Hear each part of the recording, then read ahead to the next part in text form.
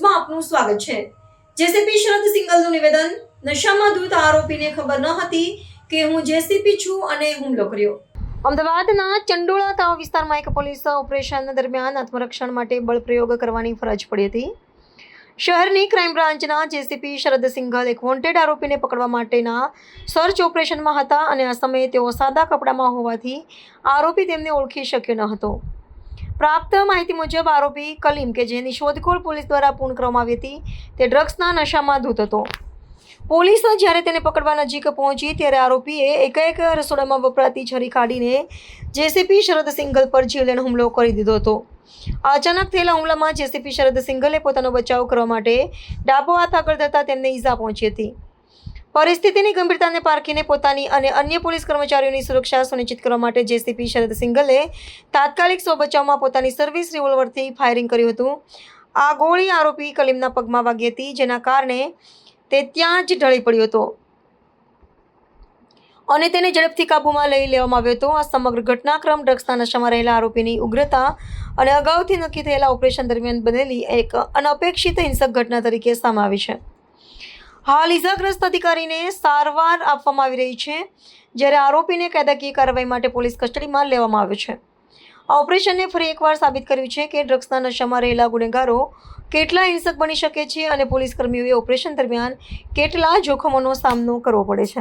મારો પીઆઈ ઘાસુરા જો ક્રાઇમ બ્રાન્ચમાં ફરજ બજાવે છે, એના પાસે માહિતી હતી કે આ રીડે ગુનેગાર છે કલીમ ભૈયા, જે ચંડોલાનો રહેવાસી છે અને એના પાસે 4 વેપન એને મંગાવ્યા છે અને ત્યાં ચંડોલામાં એક ઝોપડામાં એ મૂક્યા છે। ત્યારે પીઆઈ ઘાસુરા એની ટીમ ત્યાં રેડ કરી 4 વેપન પણ મળ્યા, કારતૂસ પણ મળ્યા અને એનો સાક્ષ્ય પંચનામા પણ કર્યો। એના પછી હું આ વિસ્તારથી જ આવતો હતો તો સ્થળ પર પહોંચ્યો અને સ્વાભાવિક છે કે હું એનું ઇન્ટેરોગેશન જ્યારે કરતા હતા ત્યારે એને બાજુમાં જો રસોડામાં ચક્કુ વાપરે છે એવા પડ્યા હતા, એને મારા ઉપર અટેક કર્યો।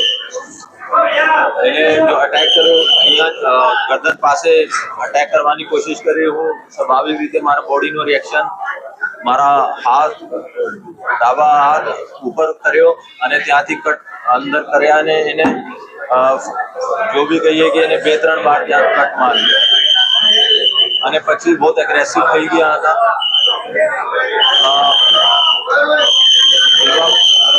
એવા પણ જાણવા મળ્યા છે કે એને ડ્રગ્સ પણ લીધી હતી, ડ્રગ્સની નશામાં હતા। પછી અમે એને કીધું કે તમે ચક્કુ ફેંકી દો, પણ નથી માન્યો તો ઘાસુરા પીઆઈની સર્વિસ રિવોલ્વર હું લીધી અને એને પગમાં એક ફાયરિંગ કર્યું, ત્યારે આ શાંત પડ્યો।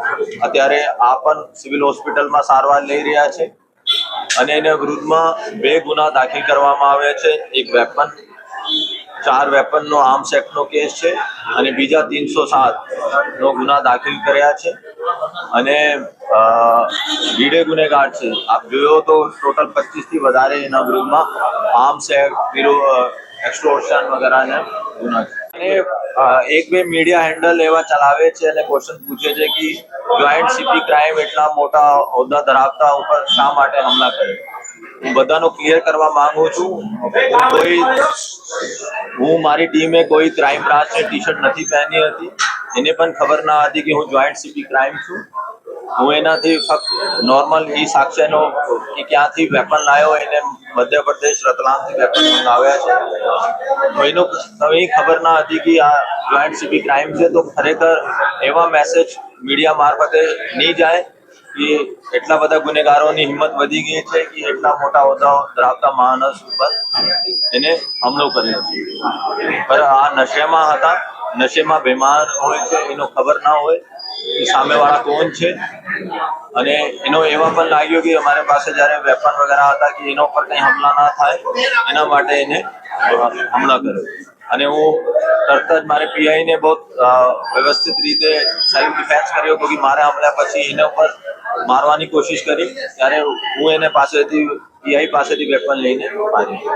એક જ વ્યક્તિ ઉપર ગુનો દાખલ કરવામાં આવ્યો છે કે જેને 6 આરોપીઓ હતા, કોઈ क्योंकि ત્યાંથી વેપન કોને મંગાવ્યો, કોને સપ્લાય કર્યો અને આ લોકોનો શું ઈરાદો હતો, આ પણ એક પૂછપરછનો ભાગ છે અને આ બધા ગુના દાખલ થાય પછી આઈઓ ઇન્ટરોગેટ કરશે.